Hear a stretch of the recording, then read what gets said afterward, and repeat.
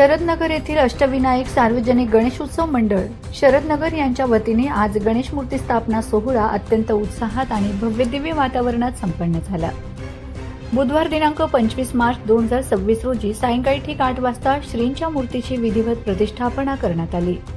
भक्तिमय वातावरण आणि भव्य सोहळा। या सोहळ्याचे मुख्य आकर्षण म्हणजे संपूर्ण शरदनगर परिसरातून काढण्यात आलेली भव्य मिरवणूक आणि बाप्पाच्या आगमनाचा जयघोष। ढोल ताशांच्या गजरात आणि गणपती बाप्पा मोरयाच्या जयघोषाने संपूर्ण परिसर दुमदुमून गेला होता। मंडळाच्या कार्यकर्त्यांनी सजावटीतून आणि शिस्तबद्ध नियोजनातून या सोहळ्याची शोभा वाढवली। या मंगलमय प्रसंगी मल्लेवाडी आणि परिसरातील पंचक्रोशीतील ग्रामस्थ, महिला आणि भाविक भक्त मोठ्या संख्येने उपस्थित होते।